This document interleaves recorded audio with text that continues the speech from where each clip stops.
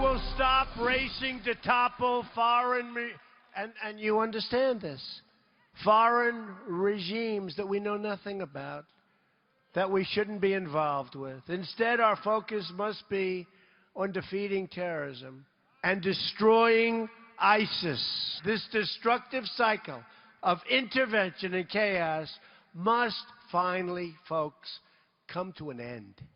Come to an end. We build up our military not as an act of aggression, but as an act of prevention. We pursue and build up arms not in order to seek conflict, but in order to avoid conflict. We want to be strong. In short, we seek peace through strength. That was the president-elect speaking less than an hour ago, promising a different foreign policy than what we have seen over the course of the last 8 years. It comes on the same day that the House of Representatives issued a new security report painting a frightening picture of the threats that face America, and also on the same day when President Obama took a victory lap on his efforts to keep the country safe. Listen to the president earlier today. By any measure, core al-Qaeda, the organization that hit us on 9/11, is a shadow of its former self. We are breaking the back of ISIL. We're taking away its safe haven. We should take great pride in the progress that we've made over the last 8 years. That's the bottom line. No foreign terrorist organization has successfully planned and executed an attack on our homeland. But the pain of those who lost loved ones in Boston, in San Bernardino, in Fort Hood and Orlando, that pain continues to this day. So while we've made it much more difficult, you have made it much more difficult to carry out an attack approaching the scale of 9/11, the threat will endure.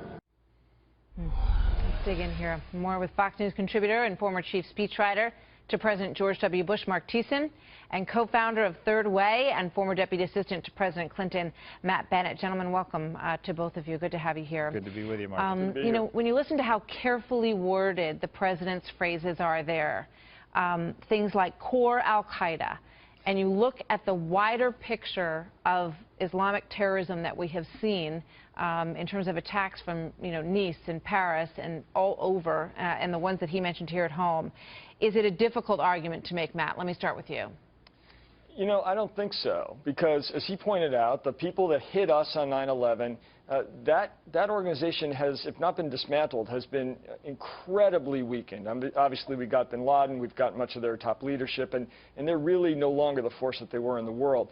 What has happened to the United States domestically in the 8 years of the Obama presidency is very similar to what happened under Bush after 9/11, which is to say there were no coordinated terrorist attacks here the way that there have been in Europe.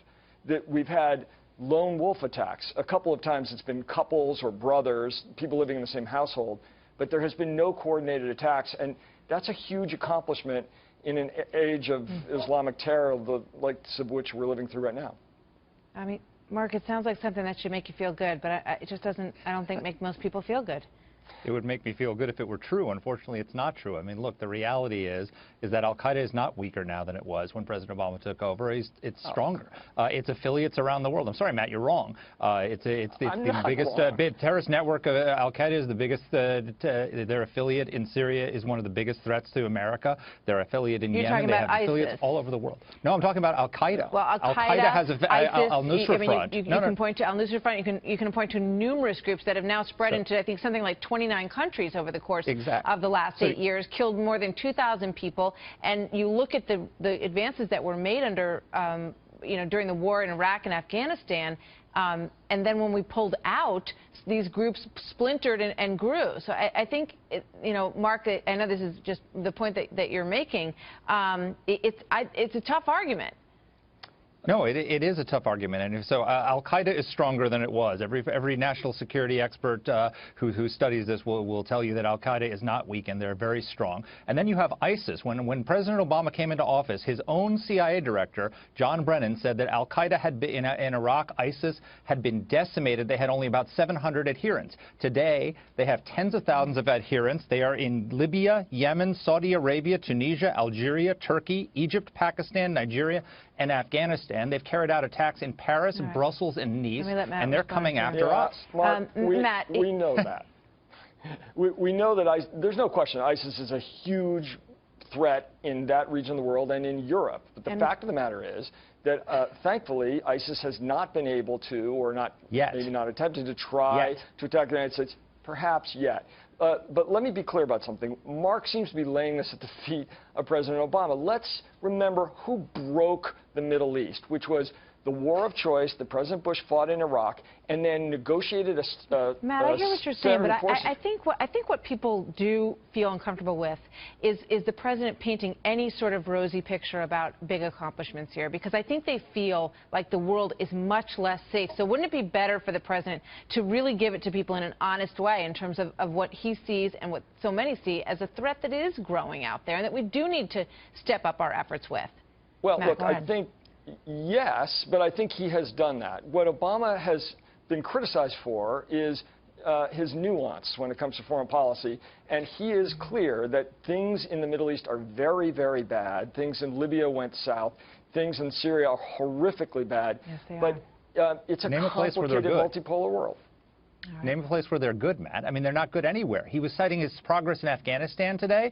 The Obama administration recently bragged that they launched an attack on an al-Qaeda training camp in Afghanistan. When he came to office, there were no al-Qaeda camps in Afghanistan. Gentlemen, the world is more dangerous everywhere. Thank you very much. Conversation to continue. Matt Bennett, Mark Thiessen, thank you, gentlemen.